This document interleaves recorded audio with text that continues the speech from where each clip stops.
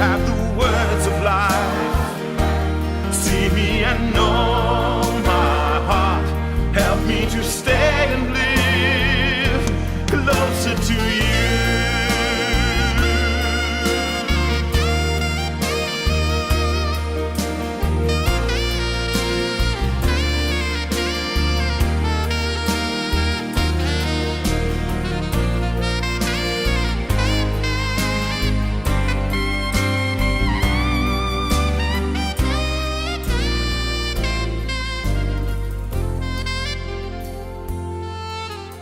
Ride on the wings of the morning. I can fly to the ends of the sea. I can hide in the sands of forever,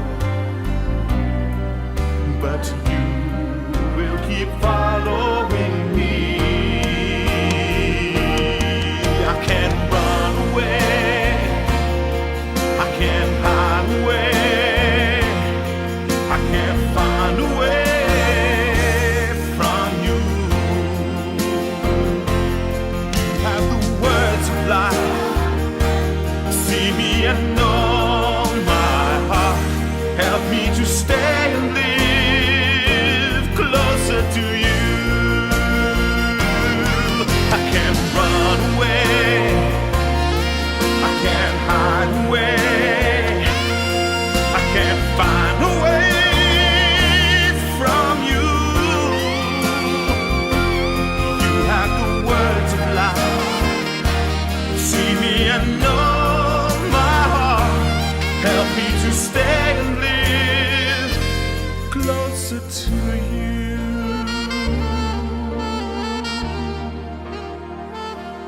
Closer to you.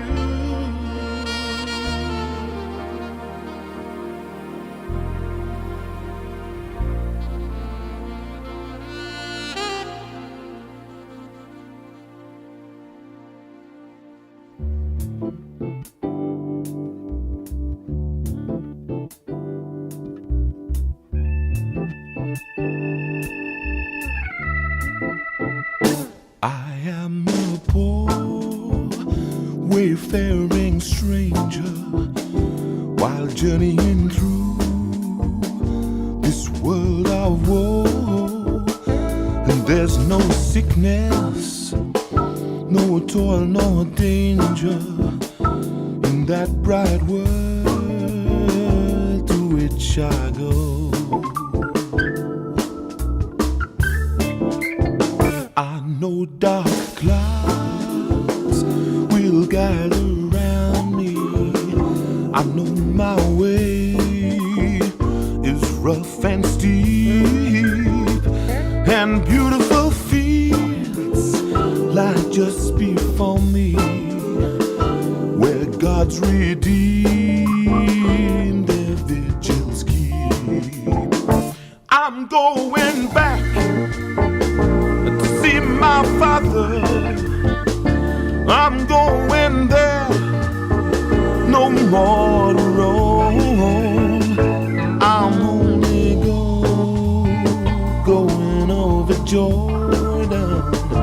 I'm only going over home.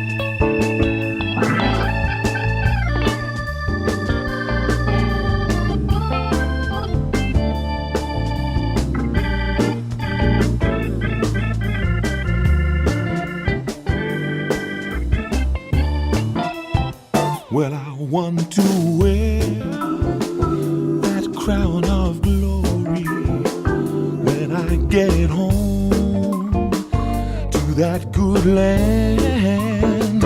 Well, I want to shout the salvation story in concert with the holy band. I'm going back to see my Savior. I'm going there, no more to roam. I'm only going over Jordan. I'm only going over home. I'm only going over Jordan. I'm going back to see my mother.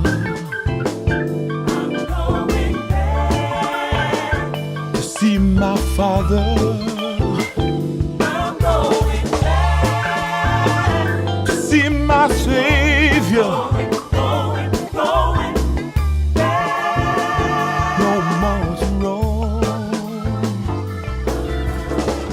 Oh, there's no sickness, no toil, no danger.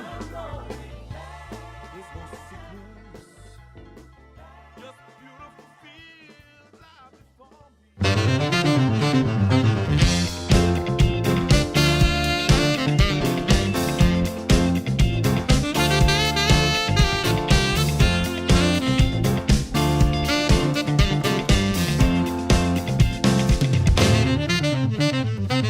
It don't get much better than this. The simple pleasures we sometimes miss.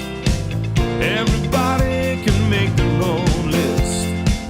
It don't get much better than this.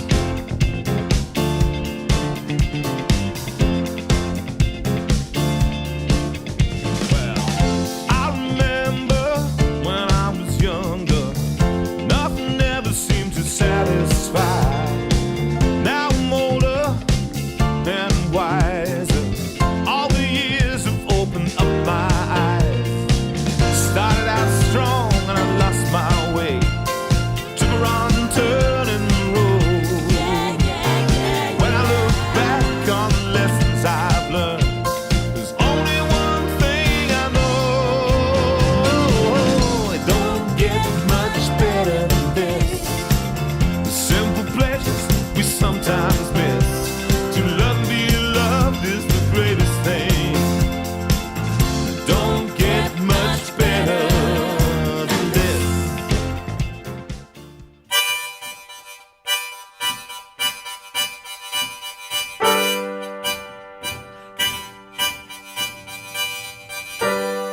Just set it right here.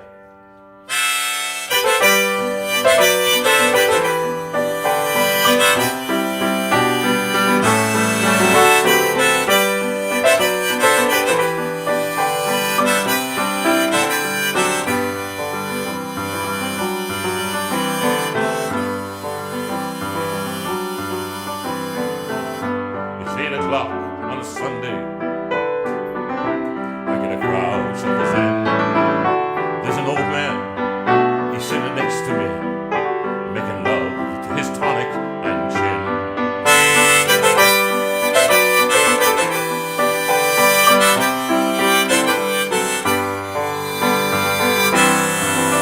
He says, "Son, can you play me Memory?" I'm not really sure how it goes, but it's sad and it's sweet, and I knew it complete when I wore a younger man's clothes. La la la, la la la, la la la, la la la, la la. Sing us a song, you're the piano man. Sing us a song tonight.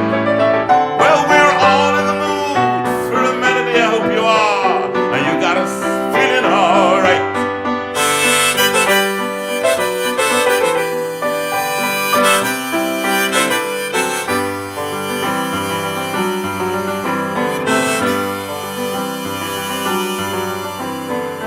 Now John in the bar, he's a friend of mine. He gets my drinks for free. But he's quick with a joke, or he'll light up your smoke, when there's some place that he'd rather be.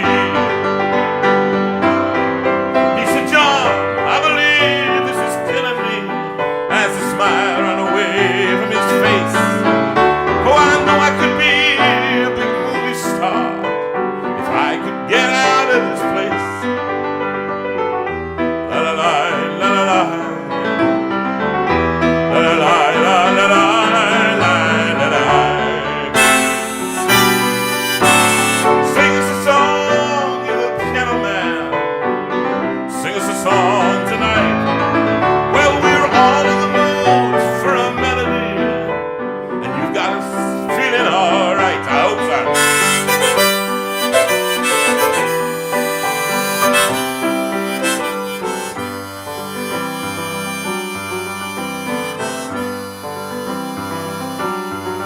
Now Paul, he's a real estate novelist who never had time for a wife. But he's talking with Davy, who's still in the Navy, and probably will be for life. Oh, and the piano, it sounds like a carnival, and the microphone, it smells like a beer. And they sit at the bar and put bread in my jar. I say, man, what are you doing here? La la la, la la la, la la la, la la la, la la la. Sing us a song, you're the piano man. Sing us a song tonight. Well, we're all in the mood for a melody. You've got us feeling alright.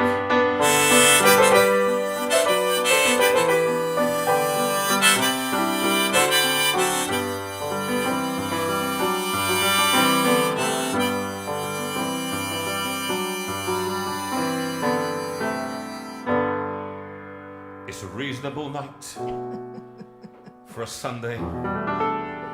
Although slightly disappointing, that you find. You had a kind of sunny day, and I was in hospital with my dad yesterday and looking after my mum a bit. And so I didn't really see the sun.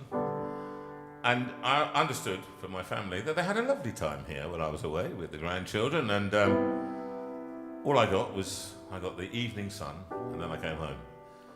And then I woke up to find all the cushions wet. Because I didn't know it was going to rain tonight, last night.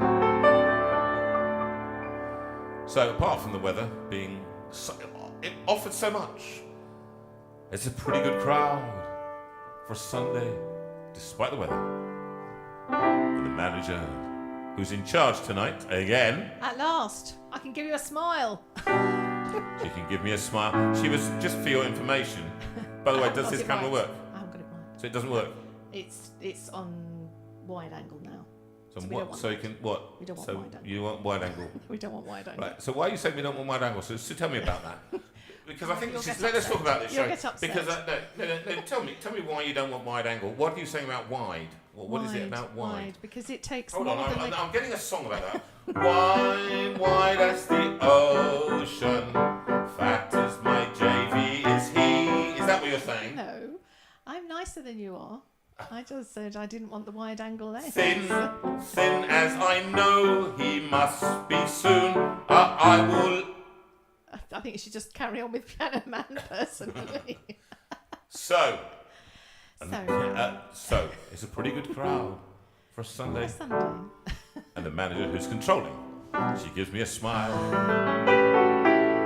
We haven't got through the show yet. Yes. Oh, wow. She knows that it's me. After 2.5 years, it's me. Well, it's 2 years, really. They've been coming to see. To forget about life. For a while. Just for a few minutes. For a while. Oh, and the piano sounds like a carnival. The microphone, it smells like a beer. And they sit in the bar and put bread in my jar. I say, man, what are you doing here? La la la, la la la. La la la la la.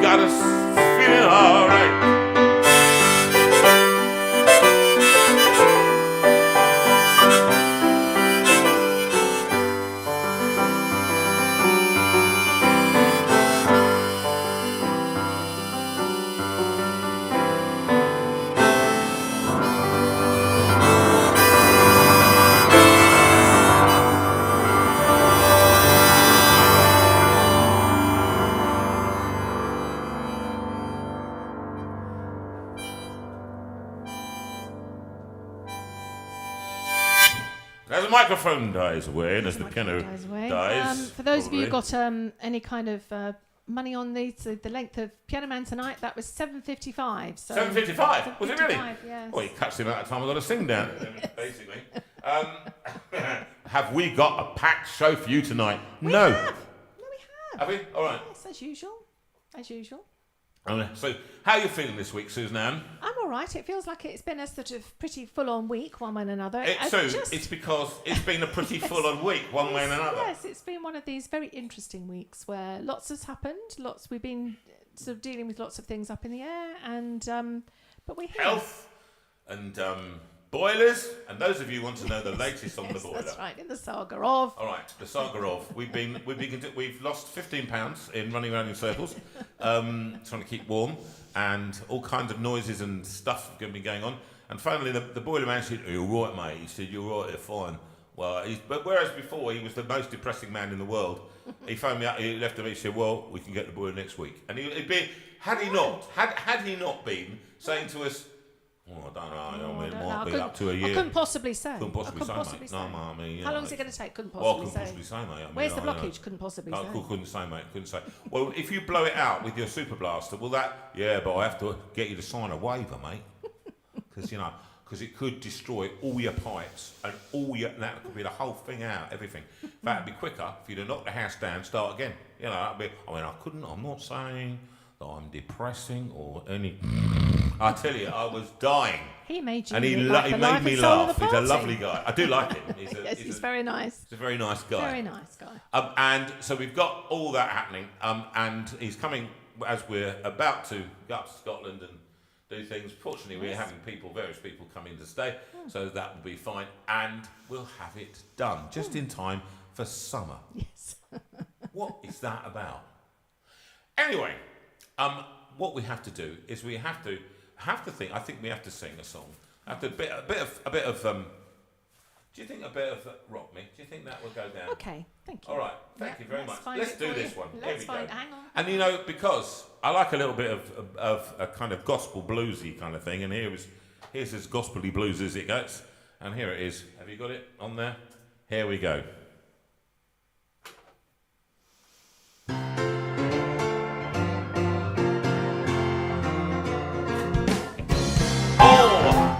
Hear me singing, hear the words that I'm saying. Wash my soul with water from on high. And a world of sin around me, no evil thought confound me. Lord, if you leave me, I will die. Oh, you just hide me in that bosom till the storms of life are over. Rock me in the cradle of thy love. Then you feed me, yes you feed me, till I want no more. And you take me to that blessed home above.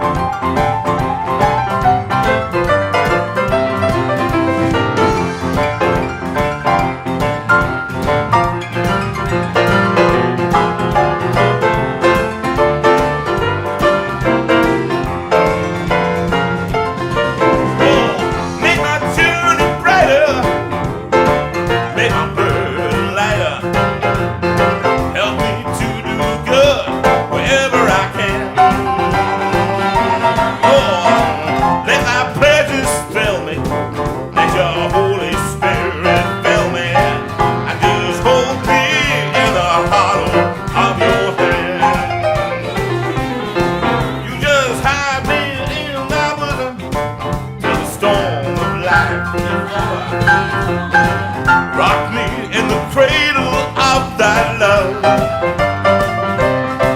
Then you feed me, yes you feed me, till you want no more. And you take me to that blessed home above. Oh.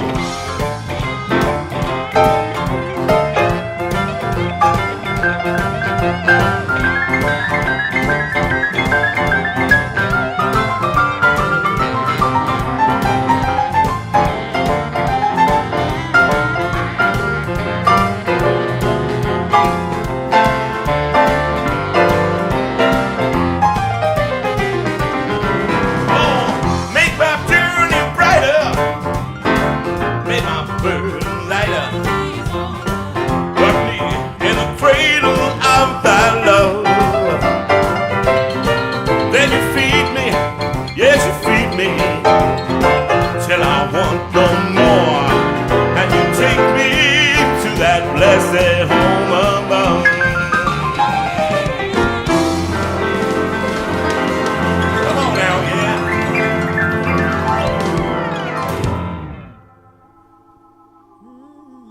I love this end.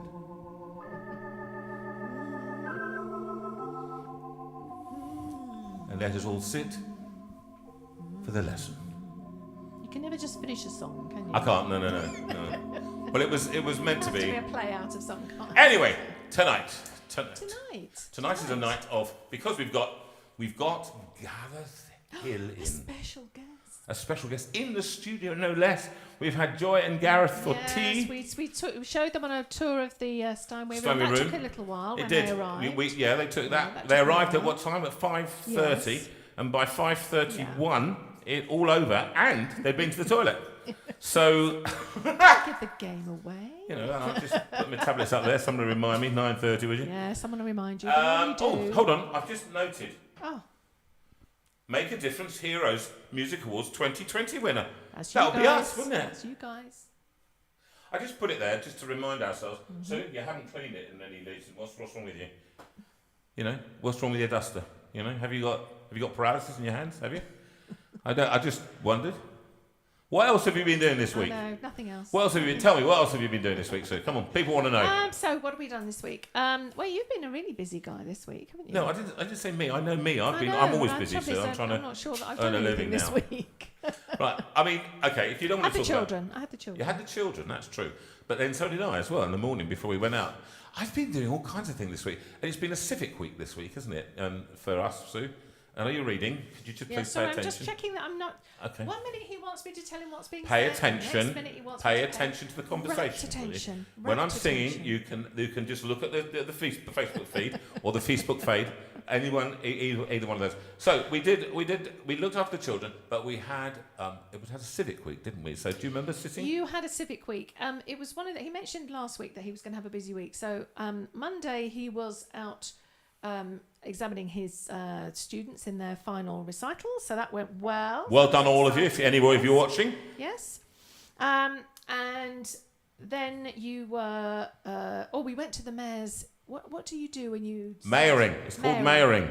They started him off in his mayoral bit, and that was very important to be part of, and we were there. Fascinating, in actually. Guildhall and the wooden panelling and so on, and then we had lunch afterwards in a very In the Guildford swish Club. restaurant. Yes, in the club. In the and club. it was a big honour actually because I was sitting next to the mayor. You were, I actually. I was very surprised. It didn't have me. I had you. I know. Okay. Well, you And were I sat outside next of to me. the deputy, what was it? Lord Lieutenant. So I tell you, it's been a week of mixing with the hoi polloi, and they're all coming and saying, "So, are you a Lord Lieutenant or something? So who are you? Who are you? And I realised actually, people, that I then went on the Thursday. I had to go up and do a good friend. Do you remember the coroner who came? Yeah, lovely Jonathan. Jonathan Stevens, and his wife is the second woman ever to be appointed to the High Court as the High Court Master, a judge. So she was there to be, as it were, wigged. And I had, again, another verb I didn't know existed. And so I went up to the Apothecary Rooms, which is the first livery hall ever to be. Oh, really? Yeah, it was the first one. Know that. It's Didn't 16 know that. something. And in fact, the room next to us, Catherine of Aragon was he divorced from Catherine of Aragon. Oh wow. Is that right? Yeah, it was. Well, that's what they said, right next door to us. So I went in there and And then you came back to Guildford in the Steinway Room. and Oh, and then you yeah, do so live. but it was You quite do interesting live. because I mean we'll talk about it with Gareth later on. But it's kind of the people one mixes with because of the job. Okay, you get that. They go up there and it's all QCs and Sir Rupert that and Sir George that and Lady and Baronet this and that and the other. And actually, when I come down to it, I said to Sue, I come through the door, and what is it the first thing that I do, Sue? I come through the door and I say, right, I've got to get my tight trousers off. Yes, he's not one for wearing glad rags at the best of times, I have to say. But actually, Suited and booted. he really didn't like wearing his jacket and his trousers and everything else. He's been in nice, comfortable joggers for the last 11 months, probably, haven't you? Yeah, and it's been quite odd. How many of you out there, I mean, can you write to me now, how many of you have found it when you've had to go to something, You go to the wardrobe and you put your dress on. Well, some of you, and you put your trousers on and your suit, and you go, I can't get into this. Literally, you can't. Do you know what? I couldn't remember what I used to wear for smart occasions. No. I went to the wardrobe to think, I'll get something nice to wear, and I honestly couldn't remember what it was I used to put on to dress up smartly for something. And I thought, well, I must have a dress here and a jacket here, and you've got loads of I clothes. had to wear high heels. Well, not high heels. I had to wear heels as opposed to flat shoes. And your back was terrible. I was in a terrible state the next day because of tottering around in these high heels. So how many of you have found that? Write into Sue and tell her. We'll read out a few of these responses. And how's your week been? I hope it's been... now, I'm going to sing a song. Sorry, you were going to say... I was going to say, I think some people have had up and down weeks, but some people went to prom praise yesterday or even sang at prom praise. Excellent, so even better. Well done. Well done if you did. Well done if you did. Well done. Yes, you can write to them and ask them why they didn't invite me this year. Never mind. This one is because it's Gareth Hill here. He's a big Billy Joel fan. I'm going to sing a few Billy Joel songs for him right now tonight. If he's listening next door with the warmth of the fire. We don't have a fireplace, which is quite odd, but there you go. And this one is called, and I used to sing it way back when in the restaurants there in 1979, 1980. And this one I used to sing for Sue, and I still do, and it goes like this. She's got a way about her. Oh, I don't know what it is, but I know that I can't live without her. She's got a way of pleasing. I don't know what it is, but there doesn't have to be a reason anyway. She's got a smile that heals me. I don't know why it is, but I have to laugh when she reveals me. She's got a way of talking. Oh, I don't know what it is, but it lifts me up when we are walking anyway.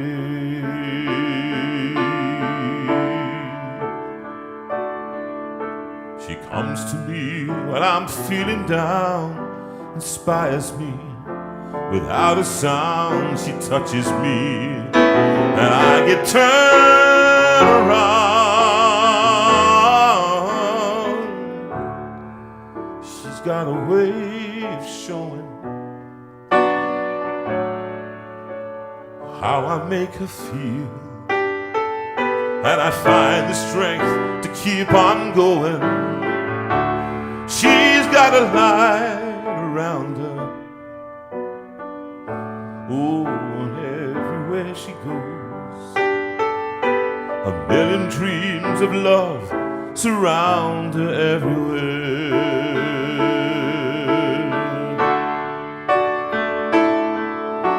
She comes to me when I'm feeling down, inspires me without a sound. She touches me and I get turned around.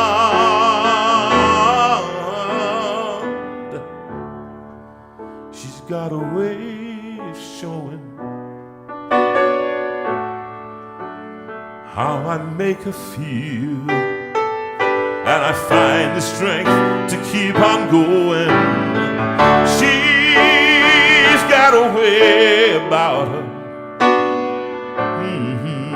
I don't know what it is, but I know that I can't live without her anyway.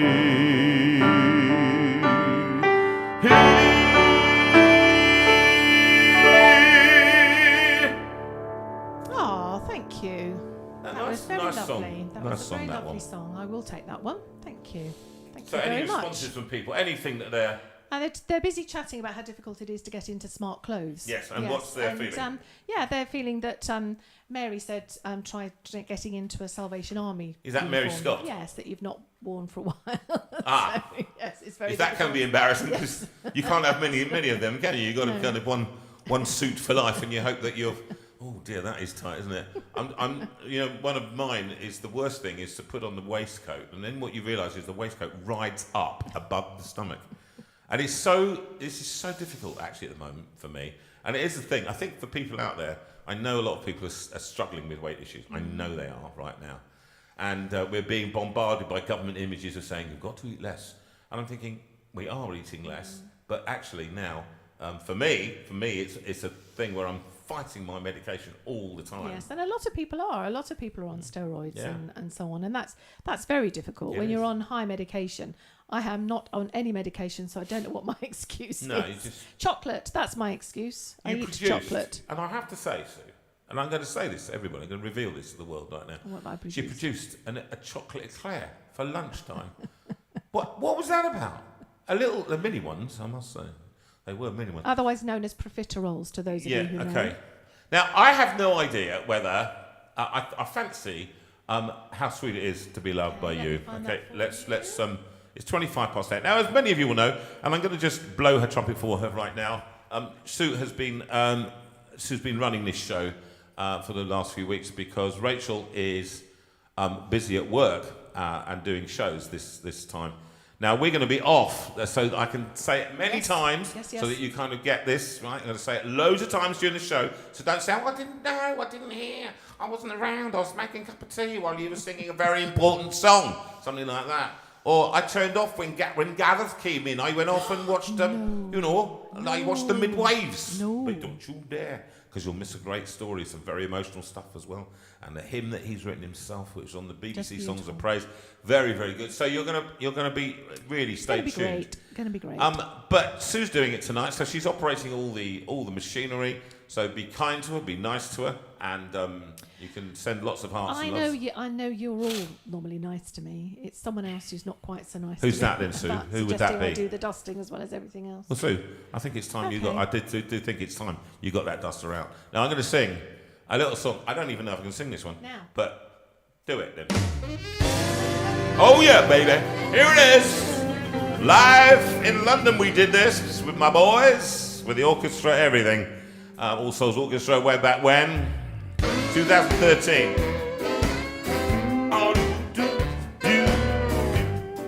And join in, you can sway side to side. I can see that. I've got a little screen where all of you are on. Oh yeah, hello there. Yeah, I can see you. See you. Hello Judy and dear Chris. Yeah, nice to see you there. Here we go. I needed the shelter of someone's arms, and there you were. I needed someone to understand my ups and downs, and there you were. With sweet love and devotion, deeply touching my emotion. I wanna stop and thank you, baby. I wanna stop and thank you, baby. Yeah, sing it with me now. How sweet it is to be loved by you. Oh yeah. How sweet it is to be loved by you.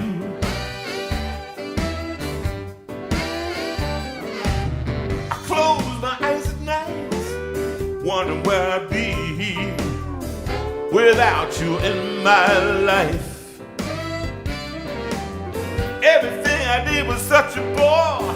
Oh, and everywhere I went, it seemed I'd been there before. But you brighten up for me all my days with a love so sweet. In so many ways, I want to stop and thank you, baby. I want to stop and thank you, baby. Yeah. how sweet it is to be loved by you. Come on, sing it all over the country now. How sweet it is to be loved by you. And go. How sweet it is to be loved by you. All right, little solo. Here we go.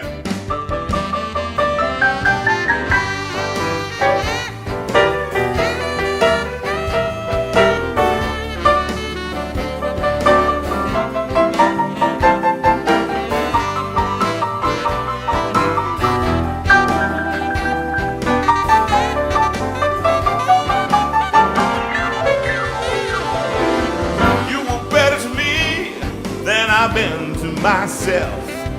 With me there's you, baby, and there ain't nobody else. I wanna stop and thank you, baby. I wanna stop and thank you, baby. Yeah, how sweet it is to be loved by you. Oh yes. How sweet it is to be loved by you. How sweet as sugar, baby. Oh yeah. How sweet it is to be loved by you.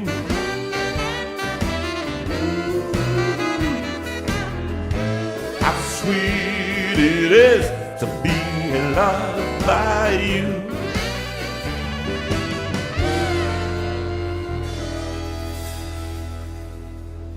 A bit closer. Yes. How sweet it is to be loved by Sue.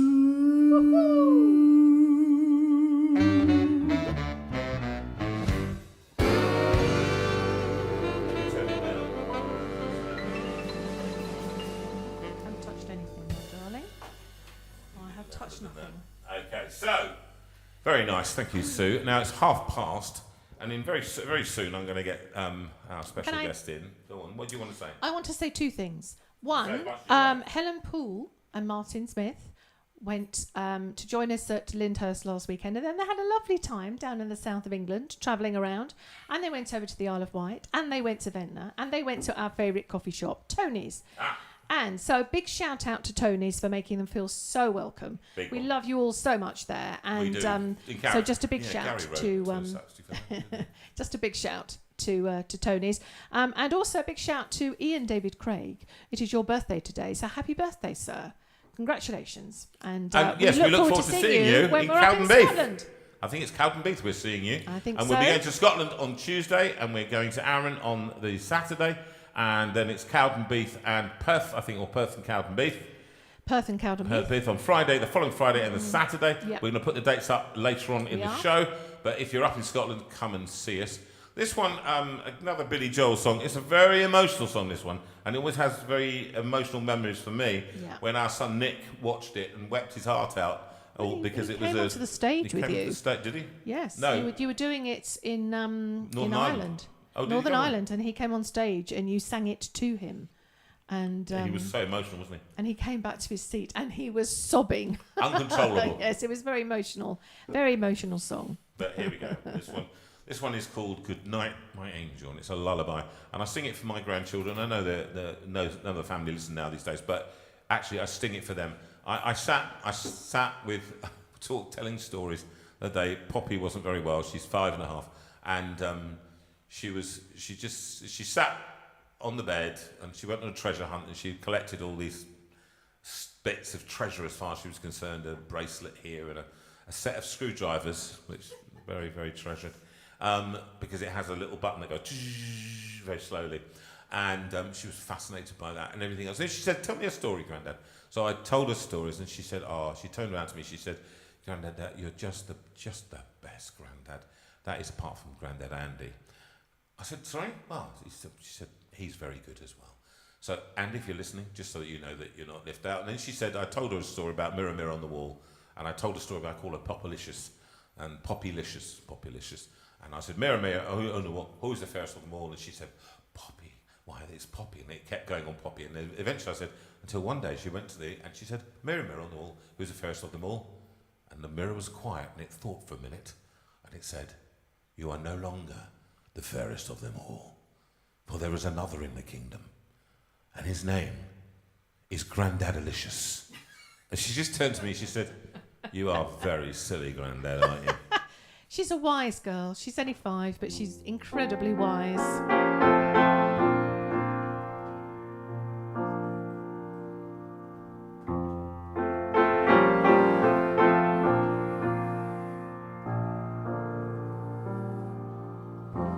Good night, my angel, time to close your eyes and save these questions for another day. I think I know what you've been asking me. I think you know what I've been trying to say. I promised I would never leave you, and you should always know, wherever you may go, no matter where you are, I never will be far away. Good night, Rachel, now it's time to sleep, and still so many things I want to say. Remember all the songs you sang for me when we went sailing on an emerald bay, and like a boat out on the ocean, I'm rocking you to sleep. The water's dark and deep inside this ancient heart. You'll always be a part of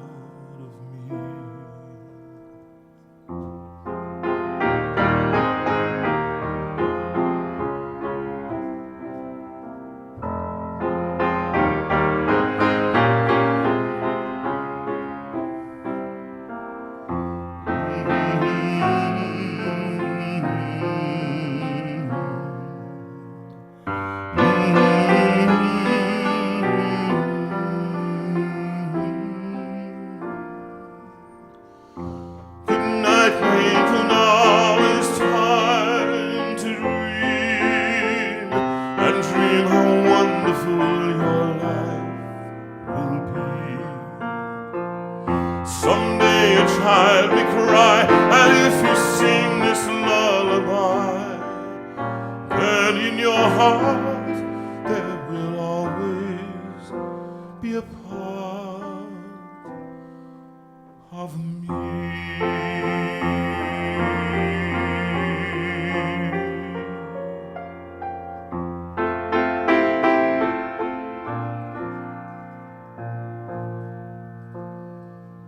Someday we'll all be gone, but lullabies go on and on. They never die, that's how you and I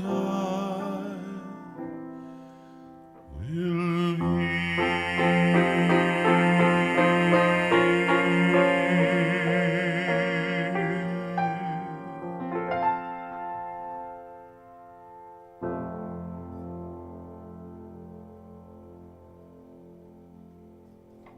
Let's have a backing track for Moments just for a minute, Sue. Shall we do that one? And this one, I'm going to give you obviously a second. And this one, I love playing this song. And this is for somebody, I believe, and I can't remember who it's for. A couple of people. So this is for Derek and Kath Phillips. You are 58 years old on tomorrow, actually, which is rather lovely. That's lovely. So 58 years old, well done. And can't believe you're 58 years married. That's amazing, amazing job. So well done, Derek and Kath.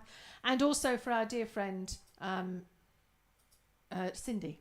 Cindy asked for this one. Ah, yes. So Cindy, a lot of people going through difficult times. As usual, we're all going through something, but Cindy's been capturing quite a lot of stuff recently and catching Yes, it. she's working hard and feeling tired, and just thinking back to when she had some nicer times last year, I think. So Yeah.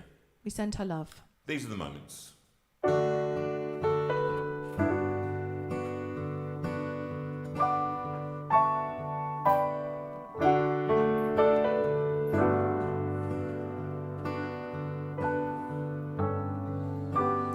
These are the moments that we love so well. Precious moments caught within a spell. All too soon our lives, they fade away.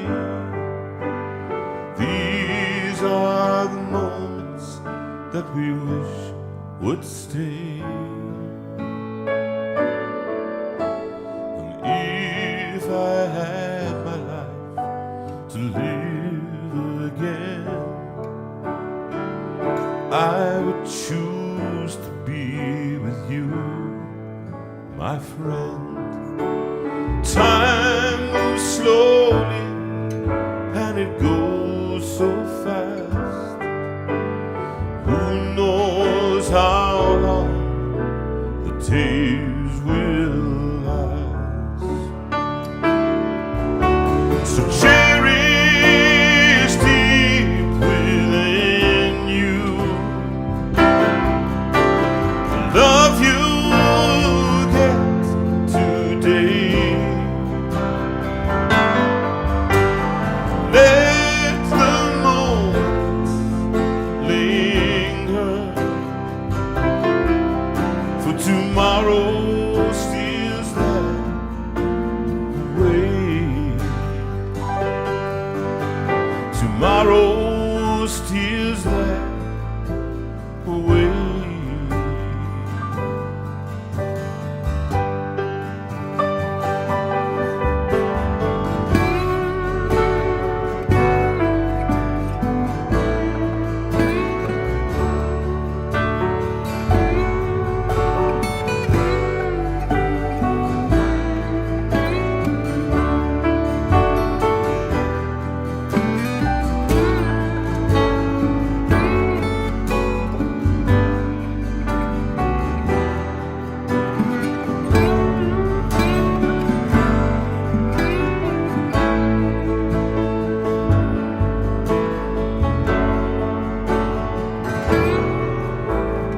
These are the memories that we made so well.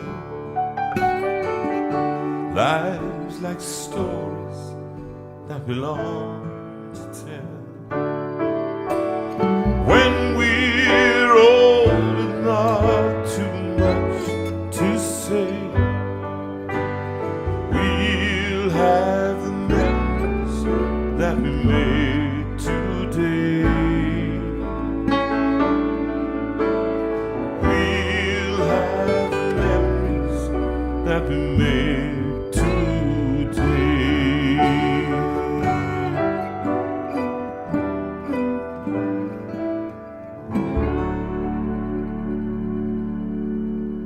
And I want to sing that actually for my mother and my dad in hospital now. Now, he's not going to listen to this, and he's not well at all, and he's going through a very difficult time. I was in hospital with him yesterday, the day before, my sister before that, and now my other sister Ruth, who was in today with Martin. Well, actually, Martin was in, and he's 90 and not good at all, and not eating and not drinking. So if you have a spare moment, a spare thought, if you don't pray, then pray for him, and pray for my mother. She's at home on her own now, with the support of Ruth and Martin as we go away, and but brilliant support by Jackie and Trevor earlier in the week, my other sister and brother-in-law, so good on them. And but these are difficult times, aren't they, for so many?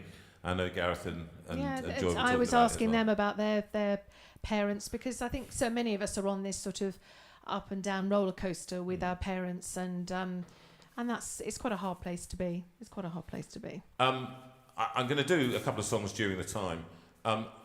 Did you put in, by the way, this And Can It Be? Did you put that in? I did. I've got it all queued Oh, up and for there you it if is. you want it. Shall I go over there and sing it? Okay. Go over, I will. You adjust the camera. I'm just going to say right now that we do this song, and I'm going to lead in with this song. And here we go. I'm going to go over there. You adjust the camera.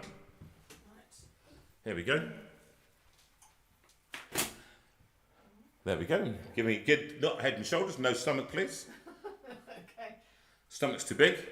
Is that nice? There we go. There we go. I think you've done it. There we are. And this is a song, I just wanted to do it standing up because I did the Power of the Cross sitting down at the mayoral civic service this morning, and that's hard work, doing stuff sitting down. But this one, And Can It Be, to my new tune, this is for Pat.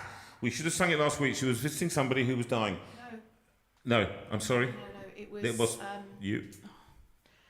I can't remember the lady's name now, but she was visiting. She was visiting Pat, who was very seriously ill. Pat is the lady who was. And you'll remember it immediately. And any minute now, I'm going to remember it, so I do apologise. Sarah Porteous. Thank you. That's the one. Sarah Porteous. Thank you. Well done. So, there we go. And this one is for her, and I'm going to sing it with this microphone down here, so we capture it, and it's just acoustic. So, And Can It Be? And this is a nice little introduction. Then we're going to have a video, straight into a video, and then talking to our special guest, Gareth Hill. So stay tuned for a great interview. So quiet.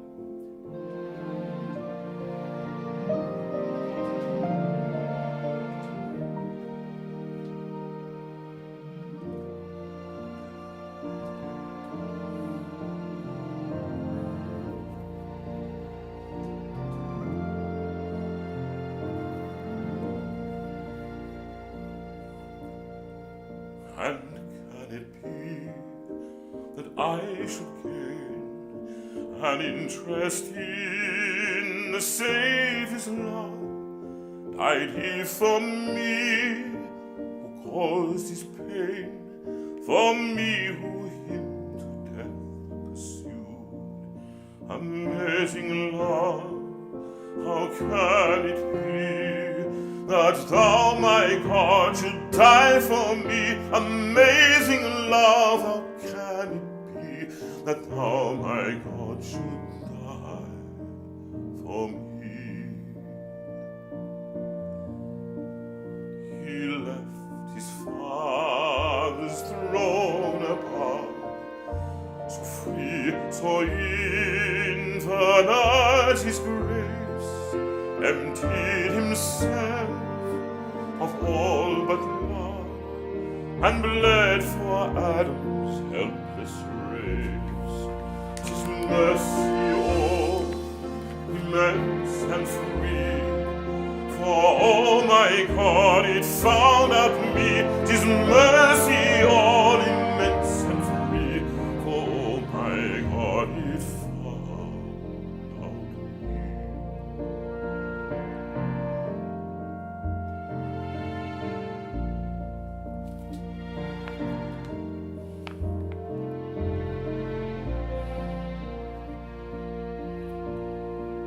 Long my prison spirit lay, past bound in sin and nature's night. Mine eye diffused the quickening ray. I woke, the dungeon flamed with light. My chains fell off, my heart was free. I rose, went forth, and followed thee. My chains fell off, my heart was free. I rose, went forth, and followed thee.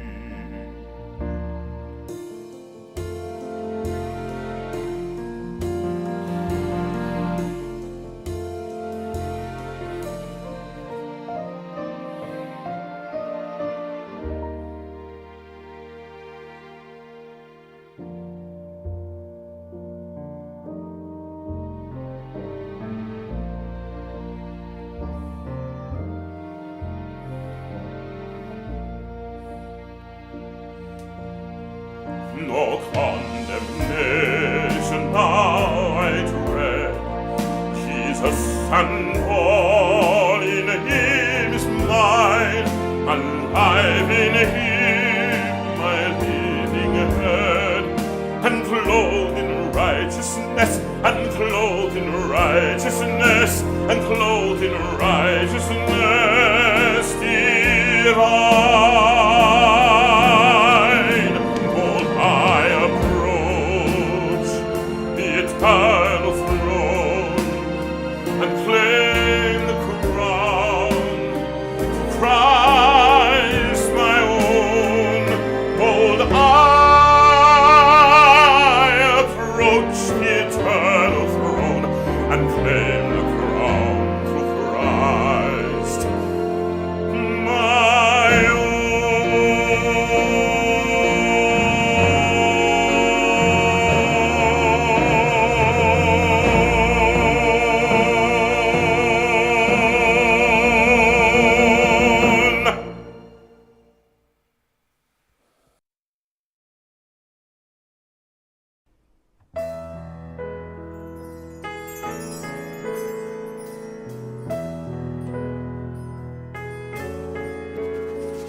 Just as I am, without one plea, but that your blood was shed for me, and that you bid me come to thee. Just as I am, and waiting lost to rid my soul of one dark loss, to you whose blood can cleanse each spot. O Lamb of God, I come. And as we're drawing near to you, your constant love will guide us through. Your grace alone is all we need. O Lamb of God, I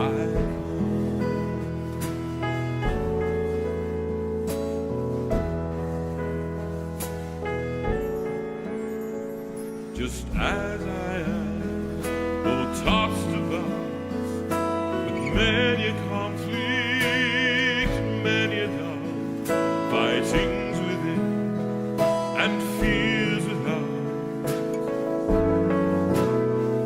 Just as I am, a wretched blind, sight rich is healing of the mind.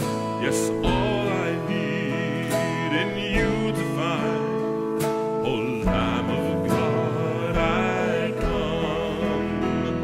And as we're drawing near to you, your constant love will guide us through. Your grace alone is all we need. O Lamb of God, I come.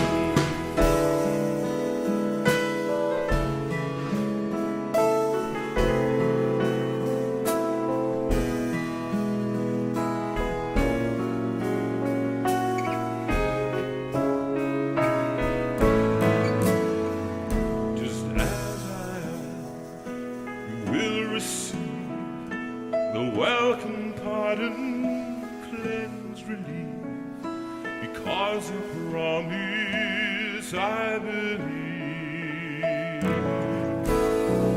Just as I am, the love unknown has broken every barrier down. Now to be yours, yes, yours alone. O Lamb of God, I come.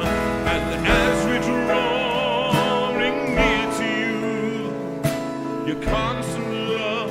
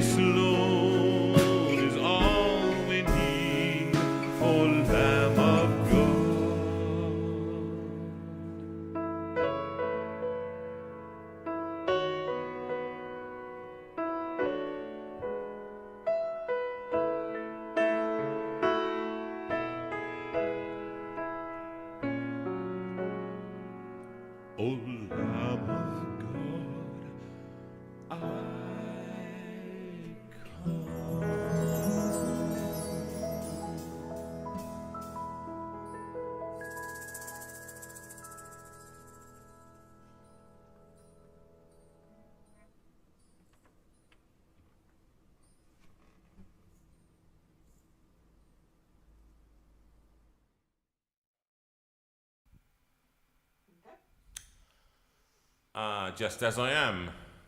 And that's from an album that we'd love you to buy, which is Hymns Project 1, one of our most recent Yep, Hymns lots of Project people 1 were and 2. asking which one that was on, so Yeah. now they know. Now that you know, Hymns Project 1. It's one of the, if you haven't got it, could you buy it? We'd love it. In fact, Hymns Project 2, which has got things like Here is Love, vast as the ocean, and more on that later on. We've got a great version of that, which is very moving. And many other great songs. The And Can It Be, that is from Hymns Project 1. I have to say it's one of my favourite arrangements and new tunes that I've done. And I sung it because we have a very, very famous Methodist preacher in today. Is he in yet? Is he on yet? Yeah. Is he? Oh, he's there. He's smiling. Yes, he's Well, smiling. I have to say, we've got to welcome Gareth, Rupert, Tobias, Mertha Hill. It's what? I think Jonathan just rebaptised Gareth. It's a great joy to be here, and thank you for the plate of eclairs in the kitchen. Did you eat them? They were great. Yeah, all good. Well, Sue likes to minister unto the needs, because if not, we're going to eat them all, and then we're in deep trouble. Are we okay? Everything, Sue? Yeah, it's fine. Everything fine? Good. Well, we welcome you, Gareth, and you've been in the community. How long have you been watching? I think from the beginning. From the beginning. Yeah. So it's still 80s, 90s. Well, you haven't been there for every show, but more or less. Yeah. And we've seen you on every time, and it's been you've helped us and preached on, given talks and introduced services, and you've been a real central point of this community. Like so many people, who've watched and just feel happy watching and not partaking, and people that we've met so many across the country who go, yeah, I watch. And there was a lovely lady, Catherine, who was watching, who I went and sat next to and talked to at Lyndhurst. And I didn't know that she watched. She sat right at the very back of the back of the back, and she was happy to be on her own, not meet too many people, but to be part of that. But she was a member. You, a more vocal member and more present. Joy, who's sitting next door, who's much less vocal. And I could not entice her into the room, into the Steinway Room. That's how our marriage works. I speak and make all the mistakes, and then Joy quietly puts it right in the background. Oh, I recognise that. How dare you? When did I last make a mistake? Can you remember which date that was? Oh, well, what's do the you date want today? it alphabetically or chronologically? Right, thank you. So, Gareth, we're gonna concentrate on you because I wanted to talk with you because the more one finds out about your curriculum vitae, your CV, what you've been, what you've done, you've had various iterations, haven't you? As Gareth Rupert, Gareth Tobias, Gareth Mertha. I mean, who gave you all those names? Funnily enough, I think you might have. Oh, I did. Well, yeah. I just think Gareth Hill is too boring. We've got to have a kind of brighten you up a bit, you know. You can put a Leslie in the middle. Leslie, that would be quite good. Yeah, yes, that's neither here nor there. No, Leslie's got. Have you got Leslie? Are you a Leslie? I'm the Gareth Leslie. Oh, Gareth Leslie. Oh, yes. Oh, well, okay. Well, I have nothing to say funny that it's Leslie. It just isn't. No, wasn't there a wrestler called that? I can't remember. Anyway, now the thing is that you started out. You weren't always a Methodist minister. I sung that old Methodist hymn for you. Good old Wesley. By Wesley himself, who wrote 8,698 of them, I think, something like that. And we're going to come on to that with you as well, because Methodists seem to have a great tradition of writing hymns, don't you? 8,600, yeah. Yes, exactly. So what did you start as? Where were you born, by the way? I was born in Pontypool. Oh, Pontypool. Pontypool, home of the great front row rugbies. Oh, indeed. And Yeah. still is. Oh, yes. Oh. Yeah. I wouldn't say Dear, you're a we're gonna have rugby the Welsh fan. accent now. Oh, aren't we? I've got to do it, you know. It's all right. thought about that. I can keep up with it. You too. can. Oh, yes. Do you find when you go back home that you just slip straight into? I just have to talk to my dad on the phone, and it's there. Is that right? Oh, yeah. Because you live in quite kind of affluent Romsey, don't you? Yes, I bring the cultural shift quite down. Yeah. It's deliberate. It's part of my ministry. Well, it's great. We went to your church recently. What a fantastic group of people. Yeah, it's great. We travelled down there one Sunday morning and just shopped him, and it was just crept in at the back. and just said hi. And I think they thought we were refugees. Certainly, I thought I was a refugee. And they went, "Come on, would you like a blanket and a cup of tea? That'd be lovely." Come on Well, in, sit there. the odd thing was that Joy and I were sitting in the front row. We were just about to start, and I think you must have gone to one of those small The loo. rooms. Yeah. And you came in towards the front, and Joy nudged me and said, "That could almost be Oh." Do you know what? I just wanted to see. It's very difficult because obviously evening church is not on for us anymore. No. And so I just realised that the light is shining there. We need it to shine on him. Okay. Could you just shift that round for me that. while we're talking? And I thought what I wanted to do was go to a church that we didn't know, and almost like a secret shopper. Yes. You know, there was that. And I think the far one, love. Okay. Can you just turn it around? Yeah, you'll do it. And there we go. There we go. Now I can see him. It's my halo at last. Yes, your halo. And I just thought I wanted to see like a private shopper, like a secret shopper, and just go in and see what was going on. And it was such a lovely welcome. So you start not as a Baptist minister. You're born in Wales, and when did you leave Wales then? We had a couple of years when I was quite small living in Cornwall. My dad and mum were both teachers, and my dad got a job in Cornwall, but kind of forget that bit because it was just a couple of years when I was about 3 or 4.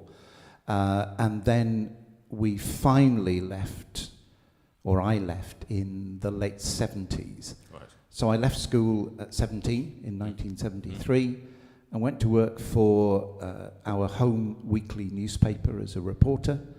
Newspaper with the longest title in journalism. Go on. It's the Free Press of Monmouthshire, incorporating the Pontypool Free Press and the Herald of the Hills. And when you rang people up... I tell you what, I'll give a free album. If you can give the name of what he just said, if you can tell me exactly what he just said, he's not going to repeat it, right? Because if you can do it, I will send you a free album. If you weren't listening, it's your problem. I can send you an album of your choice. Okay. There you are, if you can say it. Because I only got Pontypool. That's all that matters, really. So I worked for 3.5 years, training, doing an apprenticeship. I left school at 17. So I did everything. I mean, literally WI meetings, obits, council meetings, sport. I launched the paper's music column, so I did album reviews for many years. Really? Yeah. How I mean, did it have a wide readership? No. It's very 12. small. 13, 14 people. Yeah. I think it was about 18,000 maybe. So so small, but a classic village paper. Yes. Tell people what's going on. Hold Yes. up a mirror to the village, as it were. That's quite interesting. Did you enjoy it? I loved it. I still love it. I think a good local paper is actually a bedrock of any sensible civilization, I think. That's quite interesting, actually, because that's interesting you should say that, because I've stopped taking the Surrey Ad, which was the Surrey Advertiser was, where I got all my junk from in the Surrey Ad, in the classifieds, and it's where you'd sell your car or do anything else. And for some reason, and I don't know, because we used to get it every week, didn't we? I'd be in it for a concert, or children would be pictured in it doing a school thing or whatever. And for some reason, it's fallen off our radar.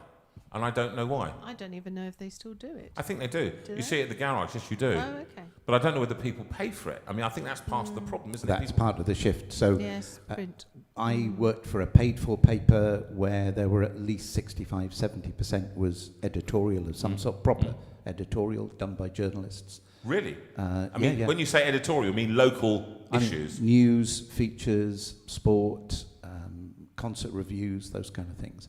I spent endless hours sitting in the back of concert halls trying to find novel ways of saying of somebody who's really out of tune. They persevered. They did their best. They were there. They were interesting. An interesting interpretation. Yes. They made their presence felt. Yes, they were. Yeah. Well, that's interesting, because actually writing, I was talking to a fellow examiner the other day, and when you have a student who sings, you cannot put, because it's independently invigilated, you have to put down a sentence, and you have to say the word, they began the recital with aplomb, or they began the recital in a rather shaky manner, or they commenced, or it started, or and you're looking all for these words that you constantly have to change the description of what it is. So when you say music, let's just find out about that. Did you end up, would you have eclectic taste? Were you fairly... Yeah, I mean, I loved sort of early prog rock, so I was a kind of Yes, Genesis, King Crimson kind of fan. I knew that was in you. But general pop music, I really liked. But being brought up in Wales, male voice choirs, I adore. I really Still love. now? Oh yeah, I love hearing. Do they move proper you? Male voice choir, yeah, very much. And Well, there's nothing quite like Arms Park or, Millennium Stadium. Yeah. You go there and you see Wales play. I remember going and watching Wales, Scotland, Australia, and Wales beat them. And it was the most, I cannot describe. It was more emotional than England, much more. Yeah. And when they sing Bread of Heaven and the national anthem, I had to learn it at one point because I used to have a friend who had debenture seats at Cardiff Arms. Yes. And he had it right on the goal line. So one half, we were right on the goal line, and he played for, it was Peter Davis. He played for Wales for back in the 50s, I think it was, 50s, 60s. Yeah. So he had these debenture seats, and I went with him, and he said, if you're going, you're going to have to learn the anthem. Quite right. Otherwise, it will be very embarrassing. And he said, I'd have to, so. And the most emotional, Yeah. what do you feel do you feel very Welsh? Oh, absolutely, all the time.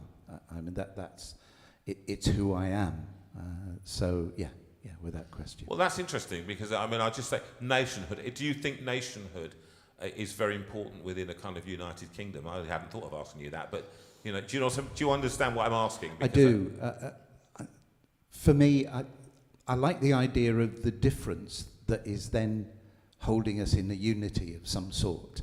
I love people to be proud of where they're from, whether that's kind of Yorkshire rather than England, or Scottish, Irish, Welsh, Cornish. We spent 20 years living in Cornwall alongside dear Helen Thomas. Yes. And that sense of identity, knowing who you are, where you're from, where you belong, I think is essential. For me, it's part of my faith as well, that I... How does it express itself in that?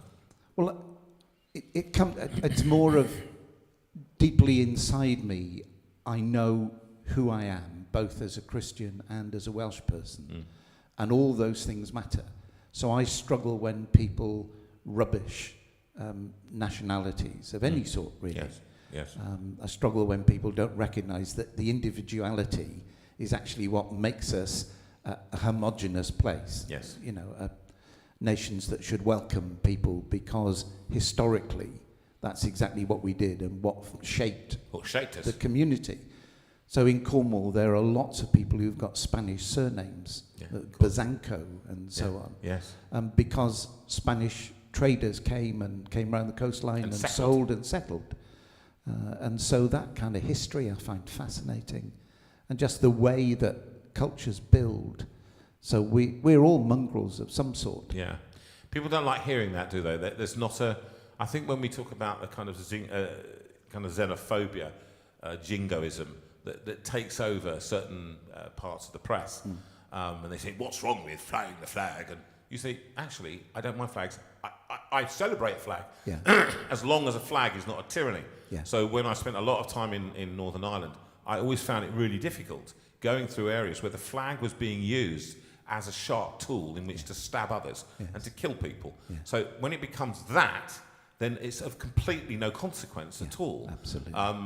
And that's dangerous. But when it becomes a point of, I love rugby, and one of the things I love about rugby, unlike football, is when you go to rugby, you can put one fan right next to another. Yeah. You can put an Italian next to a Frenchman next to an Englishman, an Englishman next to a Scotsman. And although they are desperate to win, when they win or when they lose, they shake the hand of the bloke in front of them. Yes. And you can scream. You can have one Italian guy in the whole of the Hampden Park, and it doesn't make any difference whatsoever. Sorry, is it not Hampden Park? Where is it? Which country? Country, Scotland. Murrayfield. Murrayfield. Thank you, Hampden Park. Murrayfield, and you can see those two guys waving an Italian flag. Yeah. And the Welsh, there's nobody more. I think with the English and the Welsh that the competition is fierce. Absolutely.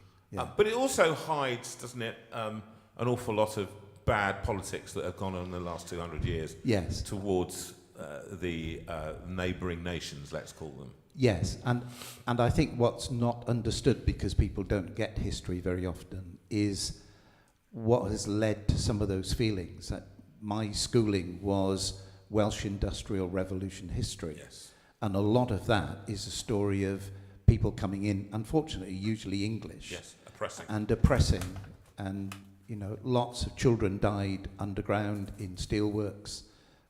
And it was to enable barons to live in great style and splendour. It is very difficult. I mean, I've got a very close friend from Llanelli, and he feels exactly this way, that there is this history that inevitably was actually oppression. In Ireland, the same. Great potato famine, those kind of great... Scotland, the same thing. And so each one where you oppress a nation and oppress a minority to make sure that you are... And that's where people who have not understood that history, they don't understand where that feeling comes from. So with the regions, I think it's thrilling that you're... I love the fact you're so Welsh and you're so proud of it. I don't have any Welsh in me at all, but when I'm up the matches, I am as Welsh, I'm more Welsh at that moment than anybody else. I feel it running through my veins. Diane. Thank you. Whatever you just said, I agree. All right? Yaki da.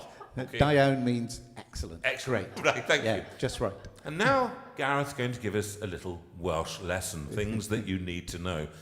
Anyway, so you were journalist there for how many years? Journalist, well, in Pontypool for 3.5. Then I went to work in East London as a sports writer. Tell us more about that then. So where did you go from that? How did you get that then? Just applied for the job, got the job, and moved up to Ilford and did football in the winter and athletics in the summer. Gosh. So I was the reporter who covered almost all of Daley Thompson's world records, Olympic medals. For which paper? It was, again, for local weekly papers, the Ilford Recorder Group. Yes. So I worked in the one that covered Barking and Dagenham, and Essex Beagles were based there. Yes. So I always say that I used to talk to Daley in bed every Monday. They were great times, weren't they? They were Fantastic. great times of sporting where... Yeah. And it was still a time, I think, of there being a terrestrial channel that everybody watched. Yes. Do you think that's changed things a lot as a sports writer? Oh, inevitably. And some of it for good, because you get to see more sport on television if you subscribe. Yes, if you subscribe, I think the danger is that the events that are kind of culturally significant, that draw the whole country together, tend now to be on a pay-for channel. Yeah. So, Wimbledon, thankfully, is still a BBC product. It's still a national thing, isn't but it? there's always a risk that it won't be for long. Some of the Six Nations has gone on to pay for TV.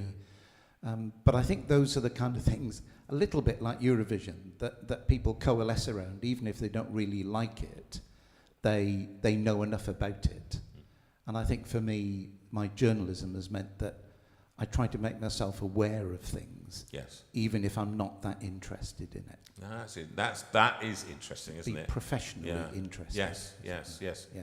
Because I think actually that's a thing that we do tend to lack, is that once we get older, we go, well, I don't need to know that, and I don't. If I don't need to know it, don't bother me with that information.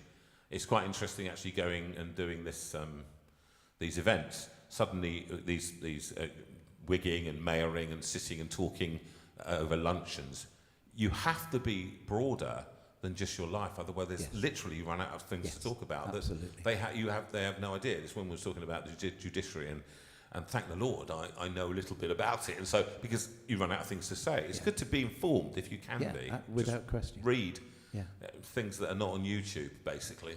Read a book, go mad. Actually, I think now you've told me, I think we must look at the Surrey ad again now. I'm starting to think that is, because I'd like to see what's happening locally. Because I don't even know. No. I don't know what's happening in terms of councillors and mayors and things like that. Do you agree or not? Do you think? Well, yes, but I'm, as I say, I'm not convinced it's still... Well, I think it'll be a free paper. It's a free paper. Okay, fine. Well, no.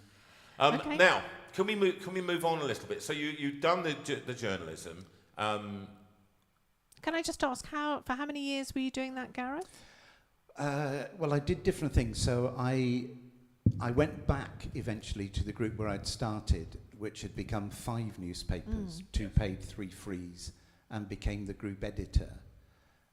So from 73, when I left school, to 91, I worked in newspapers in different places. Yeah. 6 years at the evening paper in Cardiff as the deputy features editor, sort of shaping the way the paper looked. And then in 92, we all moved down to Cornwall, where I set up the first training course for journalists that was based, well, for print journalists, based in Cornwall. Gosh. And so taught postgrad journalism for 10 years. Now that's amazing. Yes, training, that's your area. So, I mean, the training is a very different thing, isn't it? Yeah. How did you get on with that? I loved it. I loved the teaching. Yes. I hated the admin. But I was protected a bit because the course was accredited by the industry training group. Yes. So if ever the college said, we're going to make people do this, I would just write to the training council, who'd write back to the college and say, we don't think that fits our requirements. Don't require them to do that. Yeah. So I got away with lots of stuff. Yes. But it was great fun. Made some good contacts who I'm still in touch with. So if people are tennis followers, David Law, who's one of the big 5 Live commentators, trained on the course I ran. Wow. A guy called Ron Chakraborty, who almost nobody will know of, but head of major events for the Beeb. So he's the guy who runs the Olympic coverage and the World Cup and that. And you trained him? Yeah, he's from Truro. So a number of folk like that who came through the course, and we're still in touch with a bit. Yeah. Friendships. Yeah. Just a little break as we sing this one. We used to sing it every single one, didn't we? We did. And I just kind of got out of the habit, and I want to get back into that bit.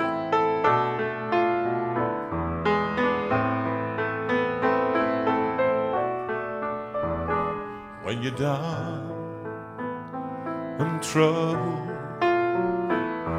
and you need some love and care, and nothing is going right.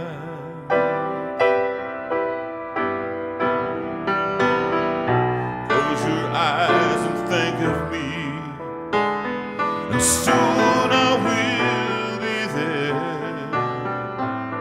to brighten up even the darkest night. You just called out my name, and you know wherever I am, I'll come running to see you again.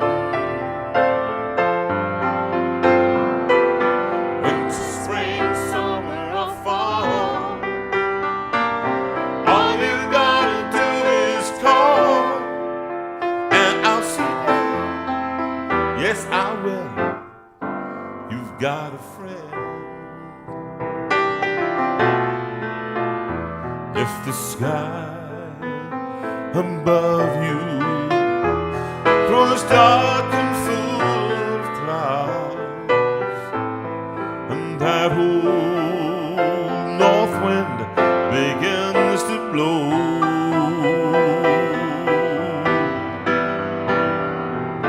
keep your head together now and call my name out loud. Soon you'll hear me knocking at your door. You just call out my name, and you know wherever I am, I'll come running to see you again. Winter, fall. All you gotta do is call, and I'll be there. Yes, I will. You've got a friend, oh darling. You've got a friend, my sweet darling. You've got a friend, my one. You've got a friend. You got a friend. For all of you out there, after all these years, They were all singing. you've got a friend. You Singing. can see that, those of you who don't know it, on YouTube, and with all of us singing on that, loads of you from all around the country, and some around the world. You've got a friend from the album, what's it called? Lockdown Sessions. Lockdown Sessions 1. The thing is that you were one of those friends. You also, I think, actually decided that you, being a friend of Jesus, was something you wanted to kind of take a little bit more to the fore in terms of your career, because having spent all that time in print journalism, then training, why didn't you just stay in Cornwall, keep training, retire, take a gold watch, go surfing, and enjoy your life? Why did you have to go and ruin it for your dear wife, Joy? Yes. Yeah, as Joy was telling you earlier on, Yes. that she moved away from Merthyr when she was just about to jump into secondary school, and told her friend she'd come back one day, find a Welshman, marry him, and that would be fine. But she was also determined, because she grew up as a child of the manse, that she was never going to marry a minister. So she married a journalist and thought all was fine. And then God got in the way. Yeah, now, God got in the way. Let's just make sure, because people out there who aren't Christian, don't know what you mean by that, they say, well, God got in the way. How do you understand that? Calling, because they talk about their calling. So what does that mean for people who are not Christian? How do they understand that? That's a great question. And for me, I don't separate, you see. All of my working life, whether journalism or preaching, has been basically around words. So I started preaching the same month I started as a reporter at 17. How interesting. And for me, they've always sat very comfortably side by side. John Pilger, the great tabloid journalist, called journalism the most ungodly profession. Yes. But I found myself working in newspapers and at the same time preaching, being part of things like March for Jesus when they began. I was there for that one. Yeah. The very first one I did with, well, of course I was with Graham Kendrick, so Yes. we did it in, where was it, Coventry, I think it started. Yeah. Well, we did back it of my like many Volvo. other places. We went through the middle of Pontypool, and because we knew some folk, partly through journalism, but for other reasons as well, we had the local MP, we had some councillors who were Christians, who all walked with us and stood with us while we were singing and preaching. And we ended up in Pontypool Rugby Ground, so there wasn't much better place to end singing and Singing in the praising front row. God. It was excellent stuff. But how did that change the atmosphere of do you believe it changed? I think it did. I mean, there was a while. I mean, the valleys are very historically religious places. Yes. Faith is really strong. And so there was, I think, a residue of that in the community a lot longer than in many other places, which meant that when leaders of the church stood up and said things, the local authority would say, well, we need to listen even if we don't agree. Yeah. So you got a hearing in ways that I know that friends of mine in other parts of the country didn't They get. don't. They still don't. I'm not sure that's the same now, but there was a period where we persuaded the county council to ban Halloween in every school in the Oh county. my goodness, really? It lasted a few years, Yes. but it felt like the right thing to do at the time. So both preaching and journalism for me sat side by side, and it got to the point where I sensed that there was the need to do something more than just be a Sunday preacher. I mean, that Helen will tell you that we were doing all sorts of other things, playing in bands and leading So worship. Helen Thomas was part of this. Oh, Who's out yeah. there? Good evening, Helen, by the way. Yeah, I mean, Helen was part of the church that welcomed us when we moved into Camborne down in Cornwall. And then I got to play in the worship band, and so we did a lot of that together. Helen and I were the main vocalists, so we would harmonise. When we're singing, against by the each way, other. could you sing? Could you join us? Because yeah. I do need. What were you? A tenor? Were you a baritone? Yeah, something like that. Something like that. One of those. So, Yeah. so it all kind of morphed fairly naturally for me, and I think what helped with that was when I told my colleagues at college that I was going to leave and go full time. Don't think any of them were surprised. They could have looked at you and said, "Well, yeah, isn't that what you do?" Right. Okay. So you weren't in a profession where you were hiding your light under a bushel. You were. No. We had a Christian union that I chaired Yes.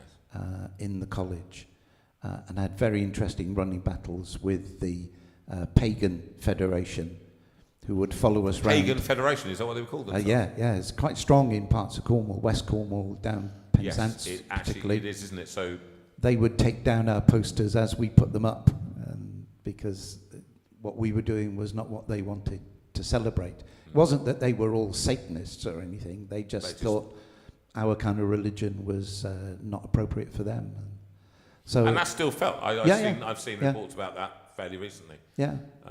And that we were talking about pluralism only this morning. We live in a pluralistic society. The mayoral thing was represented by every faith and no faith in that thing today. Yeah. And I sang the song. So I was asked to sing the song "The Power of the Cross." So that I don't know how that. I have no idea in this packed church how that went down.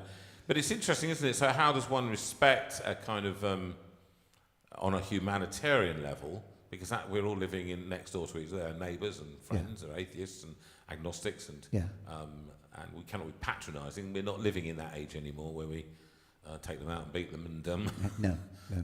Obviously, and so we have to find a way of accommodating. Yeah, that, and for me, working at the college was a great help in that, because one of my colleagues really respected him for his professionalism. Talking one day, and the subject of faith came up, and he said, "Doesn't interest me at all. I'm a humanist. That's all I'm worried about." Yes. Now, one half of me was saying, I need to find an argument against this. The other half of me is saying, he's a decent bloke who works well, who does his job well, and his sense of who he is something that he has to work through. Yeah. I can't beat him or berate him until he changes his mind. So I think I learned at that point that evangelism, for me, in many ways, is coming alongside people and saying, "Can I be your friend?" And then can we discover how to explore all those things we don't quite see eye to eye about from a friendship point of view. I'm really glad you. I mean, that's quite. It's a refreshing thing for many people out there. For many people whose churches guilt them into, why haven't you shared Jesus with people? Yeah. And you think, well, yeah, they live next door to me, and actually, what's your life like? Yeah.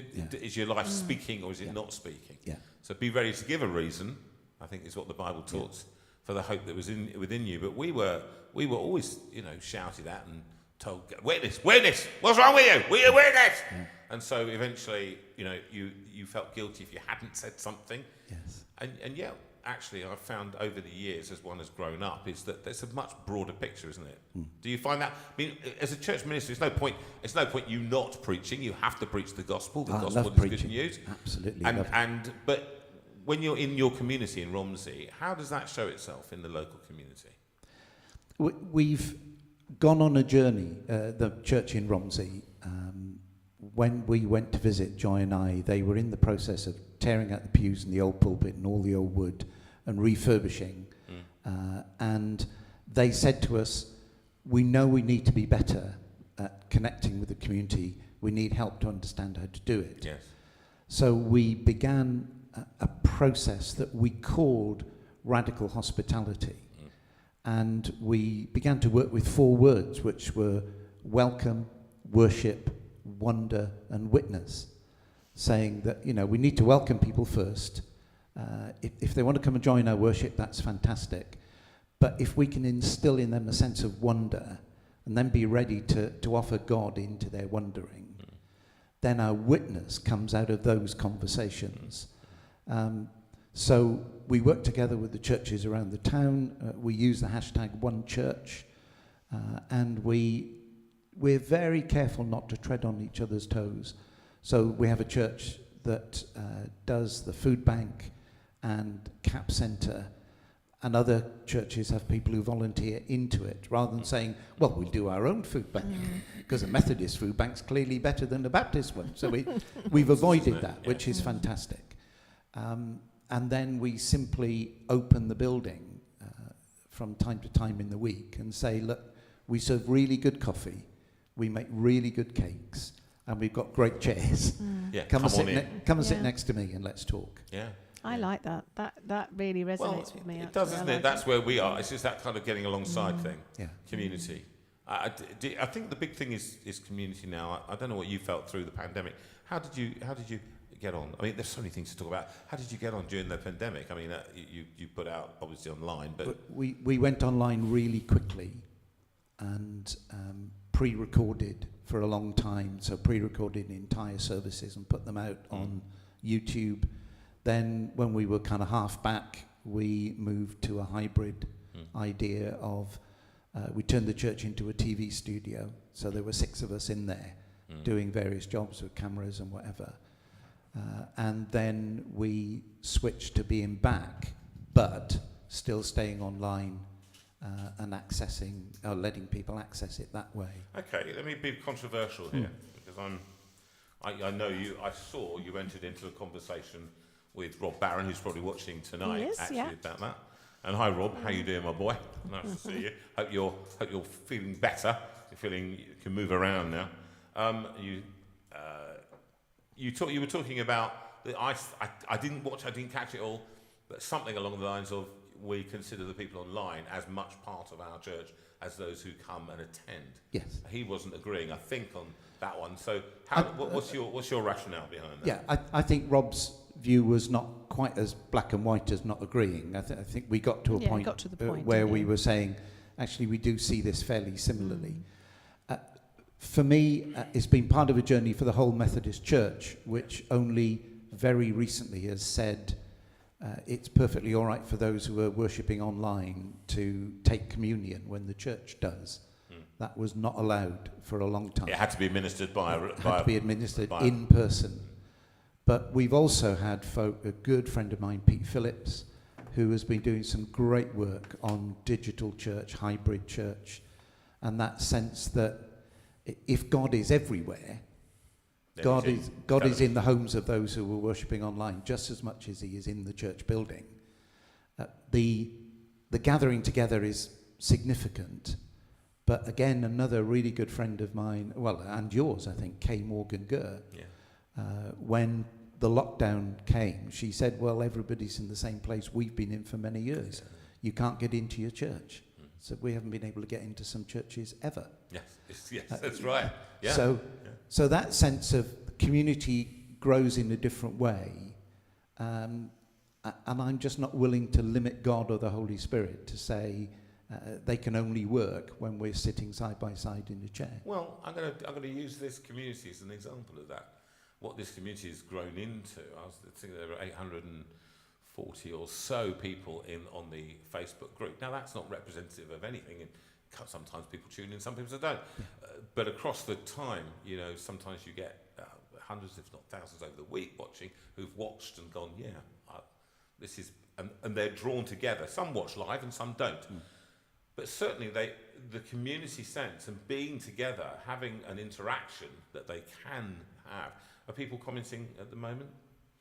Has been an interactive facility where we have services that we've done online, which you've been involved in. People have felt very close to a sense of community, and even those who are not of faith feel something is going on. They don't know what's going on. They're not necessarily, keying into. And I thought that with the service today, they didn't key into it. They didn't know what was going on. Those who are not involved in a faith community, but there's something happening when you come together in the congregation of God's people, whether it's electronically or... whereas I'm much more erring towards people need to get back into a building. I am, in general, there are people who can't get back into buildings. Yeah. And for those people, suddenly this became a point of access. Yes. Yes. And I think it's a mistake not to have it available. Yeah. But it's not an antidote. But it shouldn't be an excuse for laziness either. There should be people who, if they can get to church, they should go to church. And I mean that for ourselves as well. You know, that's difficult for us what we do, but you understand. Now, can I just veer off a little bit? Because I want to talk about, I'm going to sing something in a minute, something that you have written. We were just sitting, and you know these things happen as they happen. I don't plan much. I just want to have a conversation with you and find out, and it's fascinating. I'm finding out different things about you that I didn't know. And Joy as well. And Joy was actually speaking very freely at the table about Aberfan. Yeah. Can I just ask you to just talk a little bit about that? Yes, I mean, I guess most people who are on this evening will know that in October 1966, a slag heap above the village of Aberfan in South Wales came down on the village school, Pantglas School, and a lot of pupils died and staff. I think it was 128 or something like that, all told. Joy's father was the Methodist minister in the village. They lived in Merthyr, but Aberfan was one of his chapels as well. And I think those of us who've grown up in Wales particularly, Aberfan is one of the big scars on our history, for all sorts of reasons, for the inaction of the coal board, for the complete inaction of the government, who ended up using money given by people to the disaster fund to remove the tip because they didn't believe it was really an issue. But Joy's dad, bless him, was unseen at home for 4 days. He lived in the village, and his job was to wash the babies, the children, and then to lay them out in one of the chapels. I think it was the Baptist chapel, which became the morgue. And then Dad would accompany the mothers in, not the dads because they were still digging, but would accompany the mothers in to identify their children. And he lost half of the Sunday school. Joy lost friends. Wasn't there a whole class that was... Yes, the class that Joy's brother Pete would have been in if they'd been in that school. And then, of course, was the huge outpouring. I mean, Joy's dad and her mum would tell stories of money just appearing from Christians around the country, particularly Methodist people, and them all sitting around the dining table in the manse trying to count this money. That was mountains of money because people were just so heartbroken by it. Yeah. It was one of the most, I mean, I was 6 at the time. I think you were about 22, weren't you?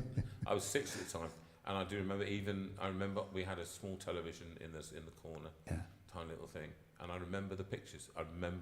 And it was Mitchellmore, wasn't it? You Cliff Mitchellmore, the face of that, and his bald head. I remember it now, but I remember I didn't understand. I was 6, but Joy was just saying that her father came home and her mother came home and red-eyed. She remembers, this will strike me, she said, we had an extra long playtime that day. Yeah. Just tell us some reflections, because I think, and then... I'll sing the song. I think the reflections for me are partly the anger at how it was allowed to happen, but also, as we said earlier on, about that kind of sense of who Welsh people are, how much the community just gathered round those who'd lost family. Because, I mean, the street I grew up on, I was related to half the street. So in villages like that, it cuts into every house. So that sense of solidarity, of coming together and saying, how do we lift each other up in this, became really powerful. And when the 50th anniversary came, 2016, Dad, I think he's now the only surviving clergyman from that time, and they were all men at that point, he was invited back to speak at the memorial service, and we went with him. We took him, and the interviews that he did for BBC Wales Television and Radio.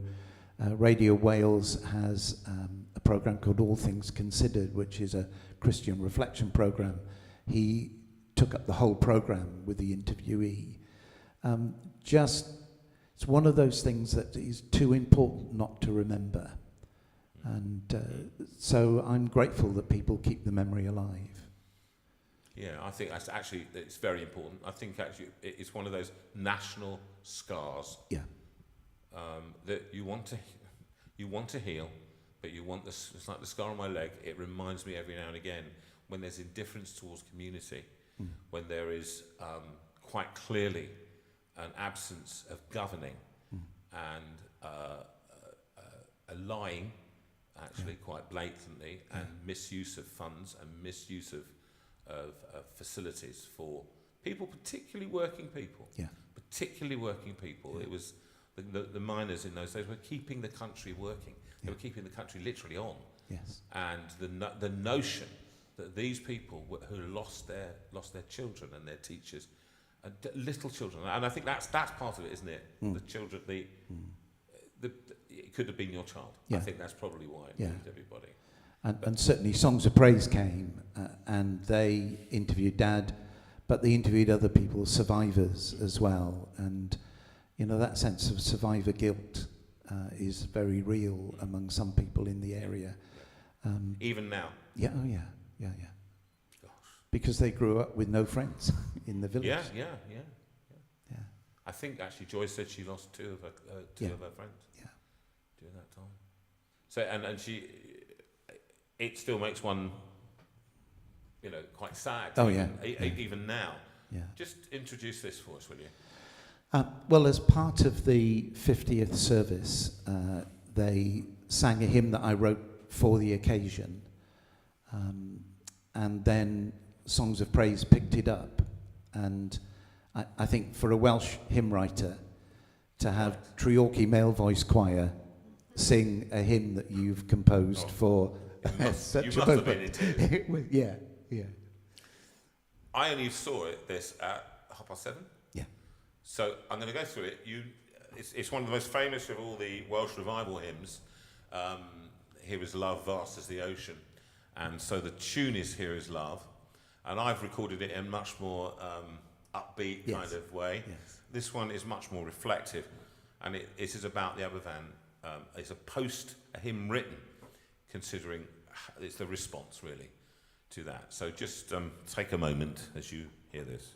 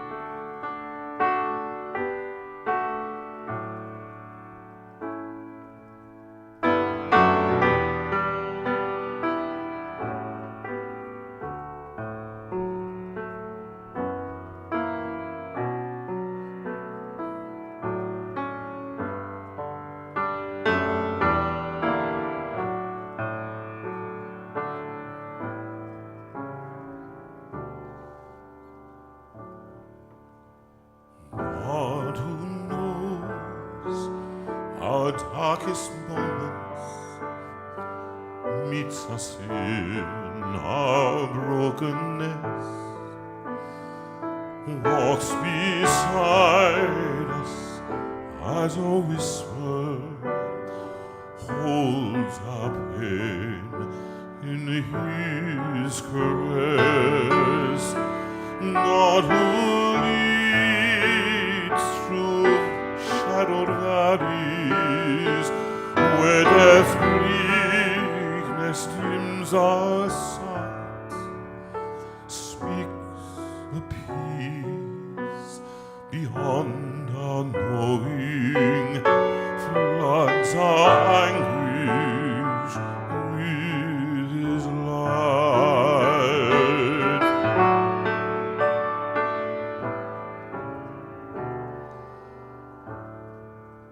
Far beyond our grief's horizon, as creation holds its breath, love divine revealed in Jesus tears apart the chains of death.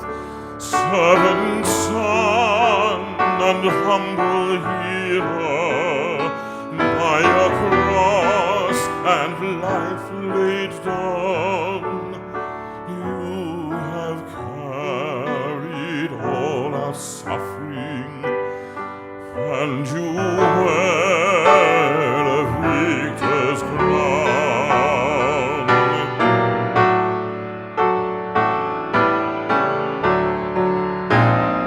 Lift us up now, risen Savior, to the place where mercy plays, where our broken hearts and heartache find their healing in your gaze. This is love that God has saved us. This is love that Christ has died. We rejoice that love has conquered and has drawn us to your side.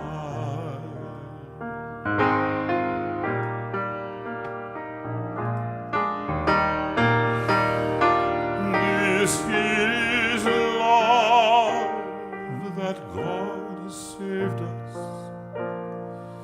This is love that Christ has died.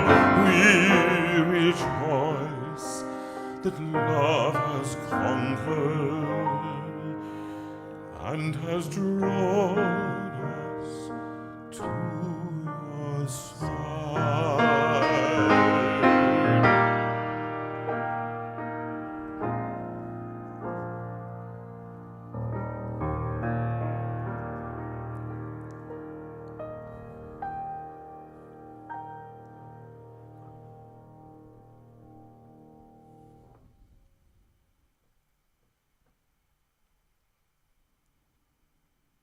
No wonder they sung that.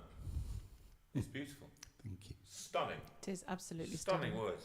So beautiful. And can I just hear? I can just repair something that I sung wrongly. Where our broken, I was going to say hearts because I just sung it automatically, but it's better than that. Where our broken hopes and heartaches, because those of us who are fathers and Yes. mothers and Exquisite writing. Exquisite writing, Gareth. You Thank are a wordsmith and a half.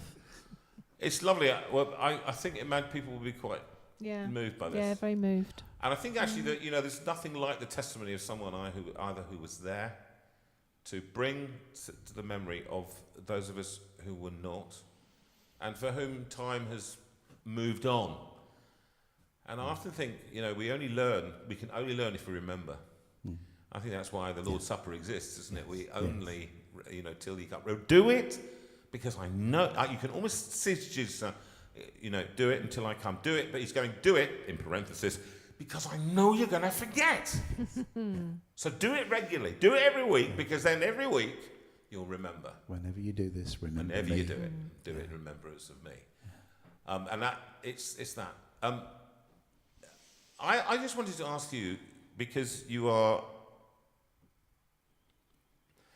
I think, a kindred spirit. We call ourselves over the fireplace this afternoon. Sorry? What is the time? 47. Oh my goodness, we've got to finish, haven't we? Sorry, I'm just aware one that last Jonathan thing. was asking One another last gearing thing. up to ask one No, more one question. more thing, which is Okay. that we are disruptors. Yeah. We are professionally disruptors. People say to me, oh, you can't say that. As soon as they say, you can't say that, I say it. Don't say that to Never Jonathan. say that to me. You can't do that. Yes, you can. How can you don't tell me I can't. We can. And so final question, as a disruptor in your community, because you're going to retire soon. It's not going to be long before you... Next Easter. Next Yeah. Easter, so it's one more... what is your role finally, as you see as a minister, as a disruptor within a community? How do you? I'm very clear about what my role is. I've got two roles. One is scriptural, which is to prepare God's people for the work of ministry. My job is not to do the work of ministry. It's to prepare and release people, the body of the church, to do it. And cutting a very long story very short, when I was doing a master's degree after training, I did it at Cliff College. And one of the people on the course was Gerard Kelly, Yes. great poet, lovely man, leading a community in France at the moment in Bethany. And he came over and said, I need to talk to you. He said, God's been speaking to me.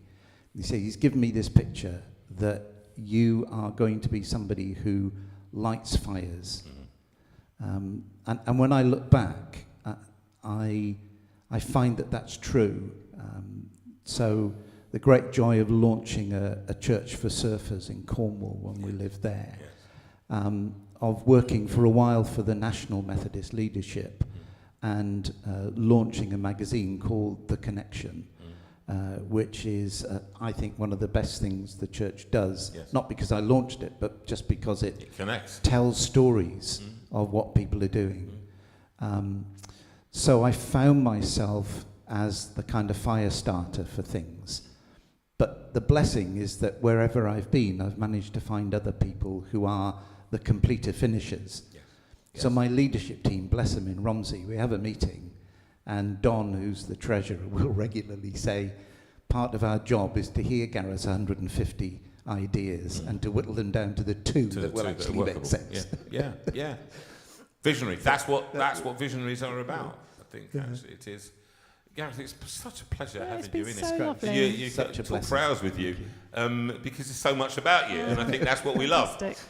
We love you being part of the community. I know that people have been greatly blessed by you and helped by you. And I think what's great is that you're a non-religious religious person. Hallelujah. For those who are out there, you know, that's what we love. You're a man who loves Billy Joel, a man of taste, and obviously a man who sports. What's Welsh not to love? rugby.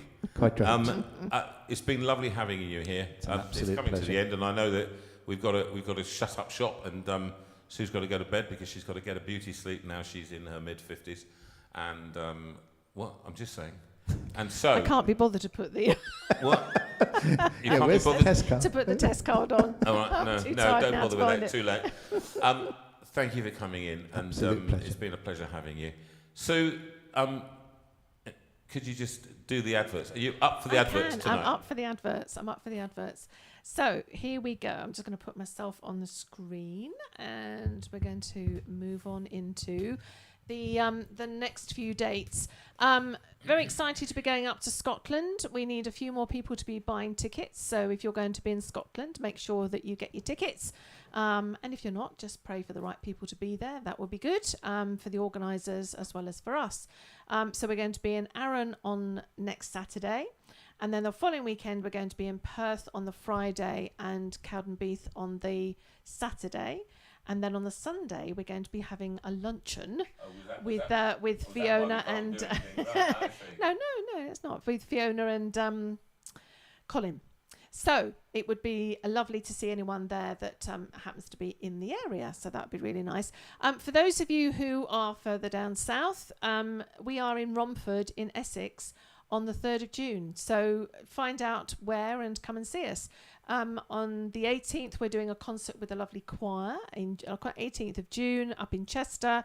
And then in jolly old Guildford, the Mayor's charity concert is taking place. So those of you in the area, it'd be lovely to see you on the 24th, raising money for a very, very good charity called Challengers, which helps children with special needs in Guildford. And it does an amazing work. And it'll be a big one. Just come along, come and just a great evening's fun. Yeah, be great. Okay, so we're going to move on and hopefully just stop all those. That's right. Okay, we don't need those.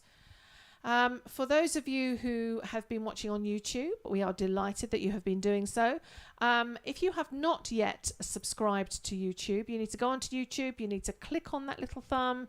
You need to click on subscribe. It won't cost you anything. and hit that notification bell so that anything that we put up, and I am intending to put a bit more up than we've got. On Scottish Trip we will do. Yes, on Scottish Trip, definitely. So you go onto YouTube, you find the little circle with JV in it, and that's the JV channel. And there's lots and lots and lots of stuff there for you, songs and concerts and so on. Moving on, if you wish to contact me, I am on sue@jonathanveira.com. That's what you want, sue@jonathanveira.com. And of course, if you want to buy that wonderful album, we'd love you to. Hymns Project 1 or Hymns Project 2, just to remind you, if you haven't come across them before, Jonathan sort of accepted the challenge that I gave him a number of years ago to actually write some lovely tunes to some wonderful old hymn words, just to sort of lift them, just to give you an option, not to replace them, but to give you an option of a different tune. So hence And Can It Be was born, and Just As I Am, and also your lovely Oh Love That Will Not Let Me Go. Amongst many others. So that's Hymns Project 1 and Hymns Project 2, both wonderful albums. And you can find them on the website, www.jonathanveira.com, and go to the shop, and you can listen to them there as well. You will also find the calendar there for telling you where the concerts are. So if you are interested in a concert, then that's what you need to find. You need to go to the jonathanveira.com and go to the calendar, and that will tell you where that is. So moving on. Do not forget about the Got a Friend Trust. If you need help, please would you say something? Please. Okay, can you put me on? You are on. I'm always on. Can I just say, this is really important, and Adrian Pinnock is out there at the moment looking at this show, I'm sure, and he's asking you, one, to contribute. Doesn't matter how small, to make a contribution. £2, £3, £5, £10, whatever you can afford, so that others may be helped. These times are difficult times, and we're seeing another 1.5 million or so children being pushed into poverty. We're seeing people going into serious poverty as we head towards a 10% inflation rate. Everything is going up. We'll try and respond to you in the best way we have with the funds we have available. But do not, remember what Colin Richards said, do not just leave it. If you leave it, you get into trouble. You will get into trouble. And if you're a tenant and you can't afford to heat your place, or to provide enough electricity or gas to heat your food, please come to us. We are here to try and help. This is what this is about. The hardest thing is actually saying, I need help. But that's the only thing that you need to say. Yeah. I need help. And then we'll other people will help you with that. So and not just You've Got a Friend Trust. There'll be people crowding around you who will be ready to help you in whatever way they can. Yeah. So please do that, and you've got all that information. Yeah, so anything else? Yes, you may have sort of picked up that we talk about the community. Now, people have joined the JV community on the Facebook group. So please come along to that. Find the JV community official Facebook group and say that you would like to join. And then just answer. There's 2 or 3 questions that are just simply to help you get past the sort of just recognising that you're not a robot. So just answer those questions and then you'll be in. And it is a wonderful, safe, loving, kind community of people. People post things, they post jokes, they post, I'm going here, could you think of me on this occasion? Or they post that they are sad and that they would like someone to be praying for them.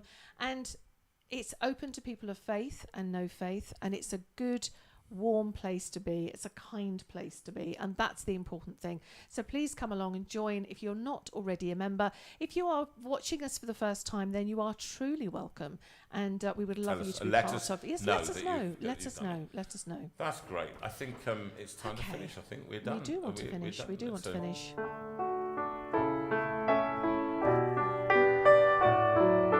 We always finish with this song. Sing along with us. Go peaceful. Go peaceful in gentleness through the violence of these days. Give freely, show tenderness in all your ways.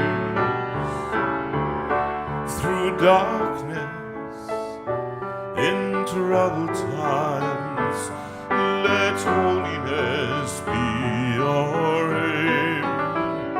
Seek wisdom, let faithfulness burn like a flame. God speed you, God lead you, and keep you wrapped around His heart. May you be known by love.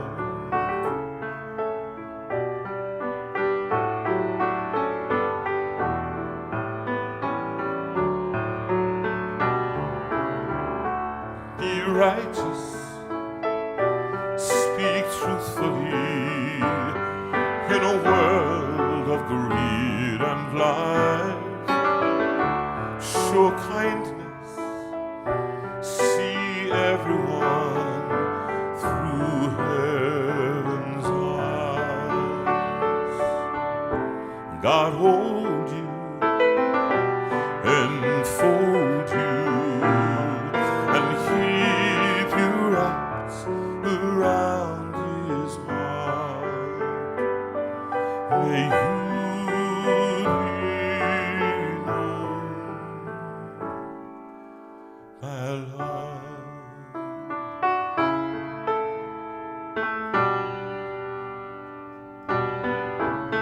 The Lord bless you and keep you. The Lord make His face to shine on you. The Lord bless you and keep you, and give you His peace. The Lord bless you and keep you. The Lord make His face to shine on you.